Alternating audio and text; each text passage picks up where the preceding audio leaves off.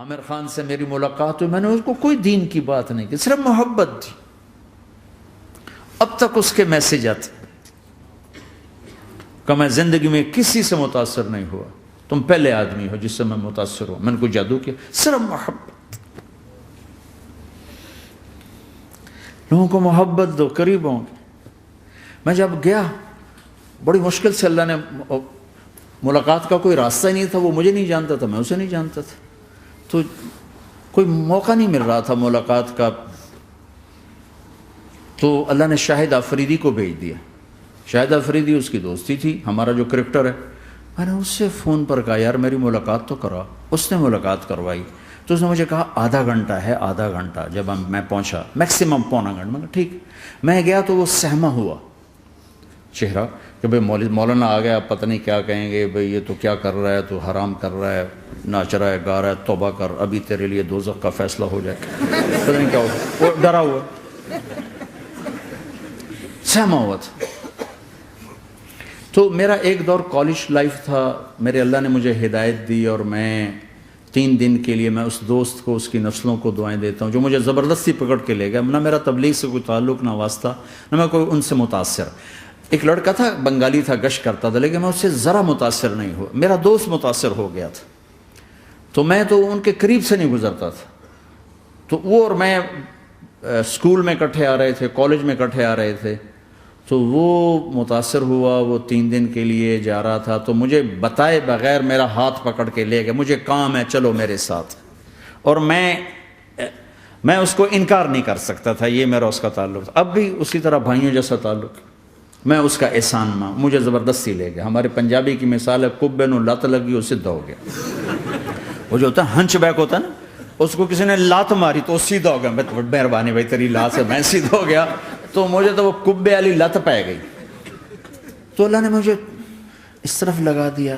اور جب میری کالج لائف، میں نے کالج کا بہترین سنگر تھا، اسکول کا بہترین، یہ جنید جمشید کیا ہے جو اس زمانے میں یہ سارا کو اٹھایا میں نے سارا کیا ہے. تو اب وہ بیچارہ ایسے بیٹھا ہوا. تو میں نے اس سے بیٹھتے ہی فلموں کی باتیں شروع کر دی.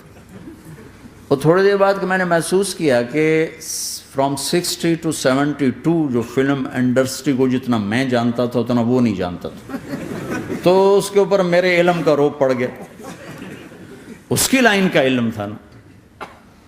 تو حیران پریشان، یہ واز تو ہو رہی ہے. تو کبھی دلیپ کمار کی باتیں شروع ہو گئیں، کبھی راج کپور کی شروع ہو گئیں، اور کبھی محبوب صاحب شروع ہو گئے، کبھی مدن موہن شروع ہو گئے. وہ آدھا گھنٹہ تو یوں ہی گزر گیا. تو آدھے گھنٹے کے بعد میں نے کہا جی ہمارا تو ٹائم اوور کا نہیں، اٹھیں چلے ادھر چل کے بیٹھتے. وہ کھانے کی ٹیبل پر تھے تو وہاں جا کے بیٹھ گئے. پھر وہی باتیں شروع ہو گئیں. جب اس کا سارا خوف دور ہو گیا اور ریلیکس ہو گیا، اس میں پونے گھنٹے سے 50 منٹ گزر گئے تھے. تو پھر میں نے کہا عامر بھائی آپ حج پہ آئے ہیں، اگر آپ اجازت دیں تو آپ کو اپنے نبی کا حج سنو. کہنے لگے ہاں جی ضرور سنائی. پھر میں 1.25 گھنٹہ بولتا رہا اور وہ ایسے کر کے یہاں سے وہ یوں نہیں ہوا. 1.25 گھنٹہ ایسے بیٹھ کے یوں سنتا، ہلا نہیں اپنی جگہ سے. لوگ محبت کے بھوکے ہیں، تم فتوے دینا شروع کر دیتے. 2 گھنٹے کی ملاقات کے بعد جب ہم نکلے تو نیچے تک چھوڑنے آیا عامر خان. حج کے بعد میں نے کہا ایک ملاقات اور ہو جائے گا، ضرور ہوگی. پھر اس کا میسج آیا کہ میں مدینے چلا گیا ہوں، معذرت چاہتا ہوں. میں نے کہا میں مدینے آ جاؤں گا. میں مدینے پہلے ہو آیا تھا حج سے پہلے. تو اس نے کہا کہ آپ 14 تاریخ کو آ جائیں، 4 سے 6 کا ٹائم میں نے آپ کے لیے رکھا ہے. تو میں جنید اور ایک اور ساتھی ہم دوبارہ وہاں چلے گئے. 4 بجے 4:15 ہم اس کے ساتھ ہماری شوٹنگ شروع ہوئی. 4:15 سے 10:15 تک 6 گھنٹے مسلسل. اور اس کے ماتھے پہ ذرا نشان نہیں آیا کہ میں بور ہو رہا ہوں. اور اس کے بعد ہم اٹھے، اس کا جی نہیں چاہ رہا تھا کہ ہم اٹھ کے چلے جائیں. محبت. پھر ایک امتحان پڑ گیا. میں اجتماع میں تھا رائمنڈ کے پچھلے سال. اس کا میسج آ گیا میری فلم تلاش آ رہی، اس کی کامیابی کی دعا کرو. لے بھائی اے چنگی بڑی. میں نے کہا اب کیا کروں, جواب دینا بھی ضروری, دعا بھی نہیں ہو سکتی, کیا کروں. تو جب وہ میسج آیا تو میرے سامنے کوئی 10-12 علماء بیٹھے تھے. میں نے کہا بھائی یہ میسج ہے, اس کا جواب. کہا جی یہ ہمارا فیلڈ نہیں تمہارا ہے, تو ہی جواب دے. میں سارا دن سوچتا رہا, مجھے کوئی جواب سمجھ میں نہیں آیا کہ جان بھی بچ جائے, جواب بھی چلا جائے.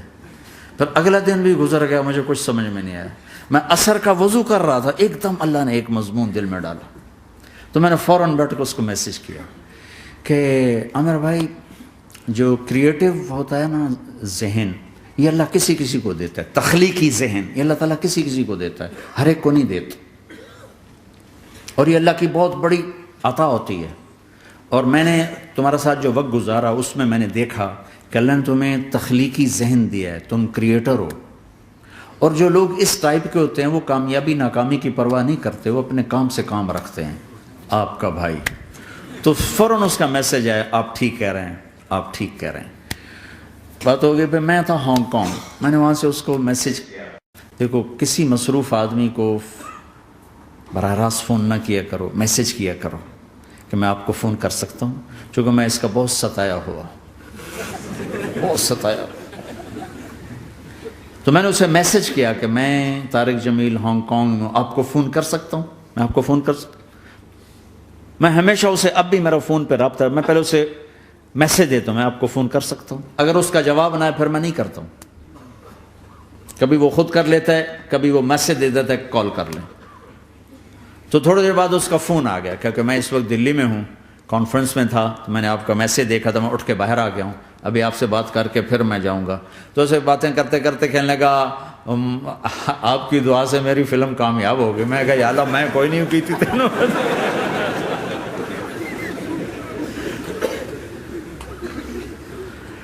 بھائیو محبتیں بانٹو, نفرتیں تو پہلے ہی بہت پھیل چکی.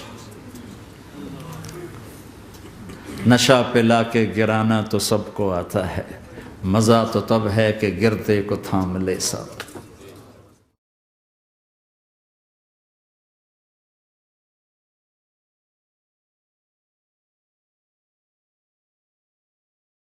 لا إله إلا الله محمد رسول الله عليه صلاة الله وآله والأحبة. لا إله إلا الله محمد رسول الله عليه صلاة الله وآله